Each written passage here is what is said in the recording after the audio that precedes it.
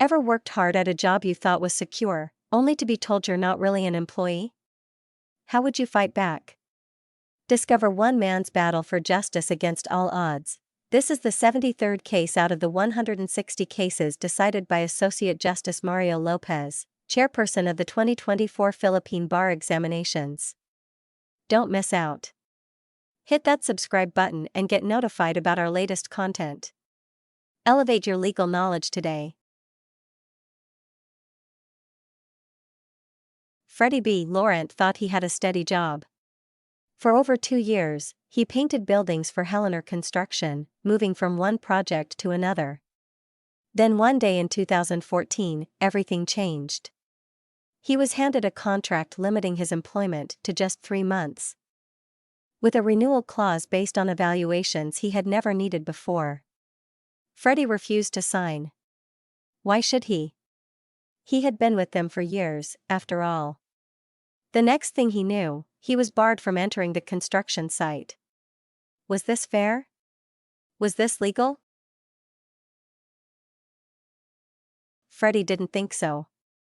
He took his case to the labor arbiter, claiming he was a regular employee who had been illegally dismissed, and demanded justice. The labor arbiter agreed, ruling Freddie was indeed a regular employee and had been wrongfully let go, awarding him 177,294.40 Cuban pesos in back wages, separation pay, service incentive leave pay, and 13th month pay, but the story didn't end there.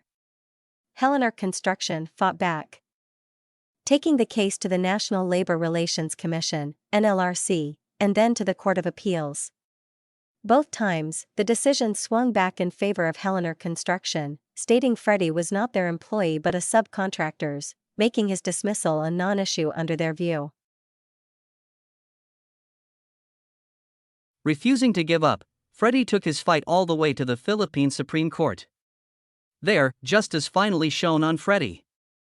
The Supreme Court ruled that Freddie was, without a doubt, a regular employee who performed tasks that were necessary and desirable to Helenar Construction's business.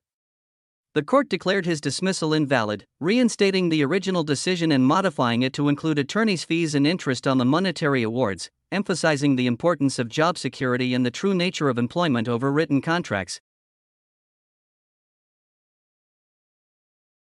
Dispositive portion. The Supreme Court granted the petition, reversed the Court of Appeals decision, and reinstated the labor arbiter's decision with modifications, including the award of attorney's fees and interest on the monetary awards. Important doctrines: regular employment. Employment is deemed regular not based on contracts but on the nature of the job being usually necessary or desirable in the usual business or trade of the employer. Project employment. A project employee is one hired for a specific project or undertaking, with the duration and scope specified at the time of engagement, and must be clearly informed of this status. Illegal.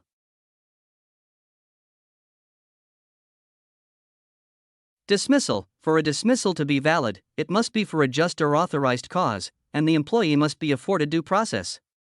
The burden of proof rests on the employer to demonstrate the dismissal's validity. Security of tenure. Employees have a right to security of tenure, which means they cannot be dismissed without just or authorized cause and without proper procedural due process. This is the case entitled Freddie B. Laurente vs. Helenar Construction and Joel Argarin, GR number 243812, July 7, 2021. The moral of the story?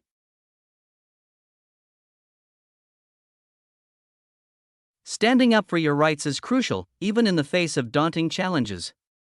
Freddie's perseverance not only affirmed his dignity but also underscored the importance of understanding and respecting labor laws that protect workers.